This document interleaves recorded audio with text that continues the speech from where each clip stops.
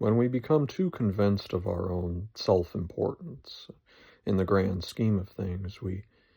start to make excuses for behavior that otherwise we wouldn't consider justified, that we don't consider justified in others. If we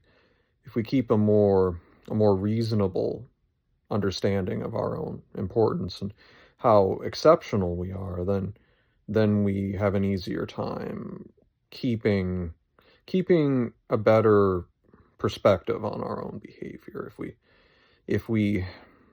if people are convinced that if a given person is convinced that he or she is the most important person in the world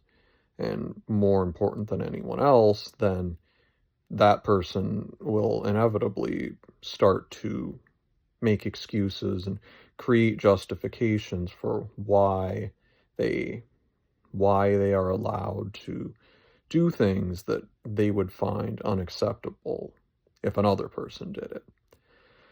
If someone believes themselves to be all important, to be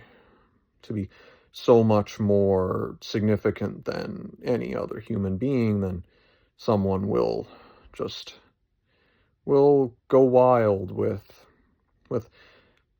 justifications for ultimately immoral behavior that they would never tolerate in someone else and they would condemn, but when it's themselves, when it's ourselves, when we find ourselves convinced to an unreasonable degree of our own self-importance and our own our own exceptionality and how it's okay that we break the rules and we do things that according to our own set of rules, our own moral code, things that we know we shouldn't do, but we make excuses, we justify it, we say to ourselves that, well, because I am so important, it's okay if I do this, when I would condemn that behavior in someone else.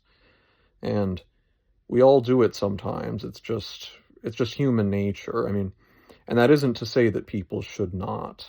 value themselves or recognize that they are important, because everyone is important, and of course, everyone is in their own life story the most significant character, the most significant person in that story, because that's just how human experience works. And the key is to not take that out of context and not take it out of perspective, and keep in mind that objectively speaking, everyone has the same value.